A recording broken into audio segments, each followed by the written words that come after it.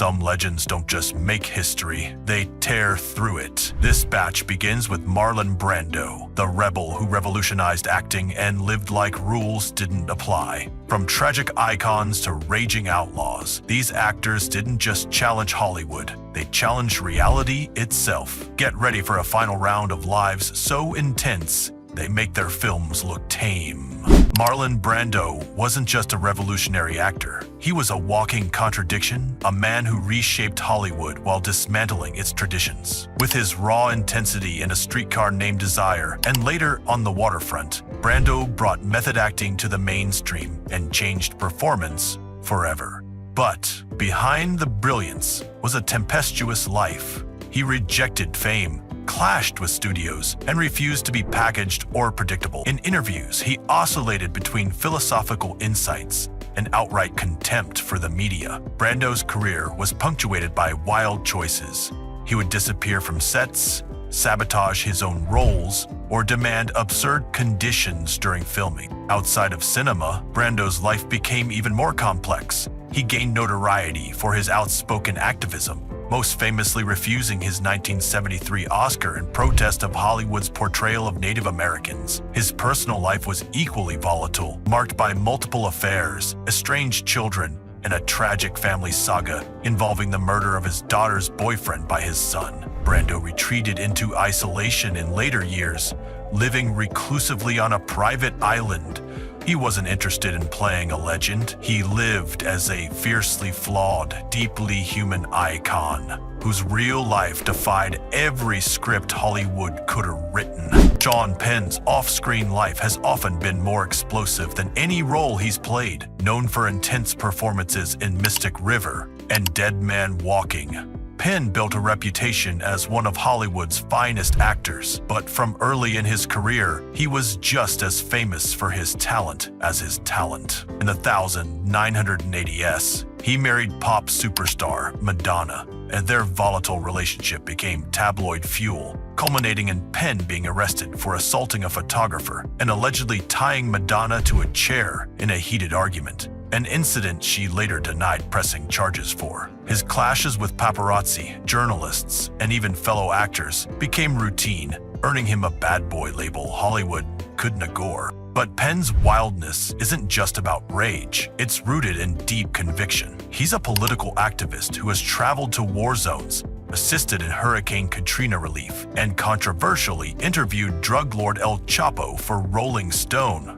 These actions earned him both praise and criticism, reinforcing his image as a man who refuses to play by anyone's rules. Whether he's winning Oscars or wading into international conflict, Penn has never separated his personal beliefs from his public persona. He doesn't just live out loud, he lives recklessly, passionately, and unapologetically, always dancing on the edge between fame and fury. James Dean became a legend not just for how he acted, but how he lived, and how tragically soon it all ended. With only 3 major films, East of Eden, Rebel Without a Cause, and Giant, Dean etched his name into cinematic history as the embodiment of youthful rebellion. Off-screen, he was no less intense. He rode motorcycles recklessly, raced cars at dangerous speeds, and embraced a restless lifestyle that matched the angst of his characters. Friends described him as moody, brilliant, and often self-destructive. He pushed boundaries in his personal life, forming deep, complex relationships and refusing to conform to Hollywood's expectations of masculinity. Dean's obsession with speed ultimately sealed his fate.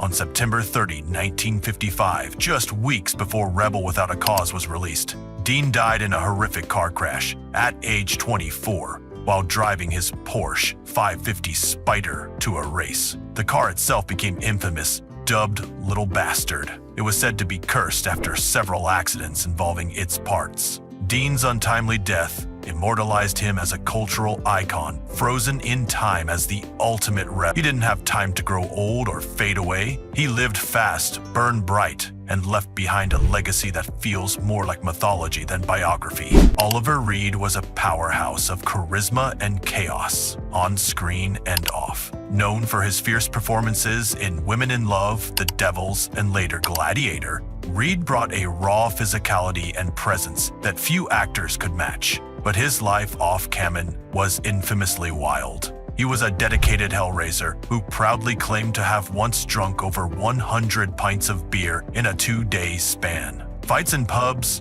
drunken TV appearances, and outrageous stunts followed him everywhere. He saw himself as a real man in a world of polished actors and made it his mission to prove it, often at the cost of his health and reputation.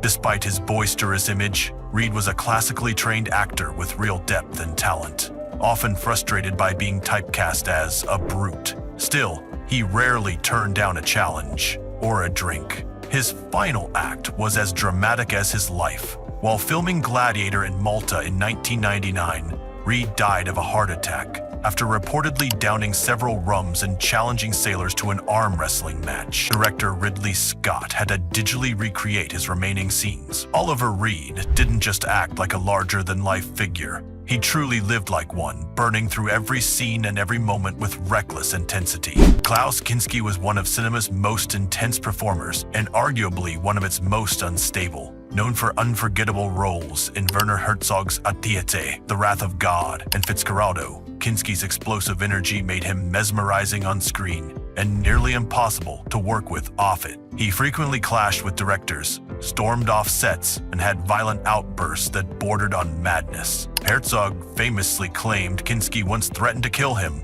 and that he even considered killing Kinski himself. Their love-hate collaboration became legendary, fueled by brilliance and mutual obsession. Kinski's method was pure chaos. No rehearsal, no boundaries, just unfiltered emotion. Off-camera, his behavior was even darker. He was known for fits of rage, narcissism, and disturbing personal conduct. In later years, his own daughter, Paula Kinski, accused him of sexual abuse, a horrifying revelation that cast a shadow over his legacy.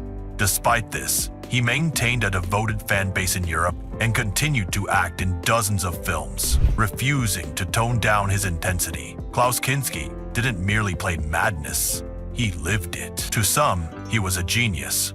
To others, a dangerous, tormented soul. Either way, his life was more volatile and haunting than any of his terrifying, unforgettable performances.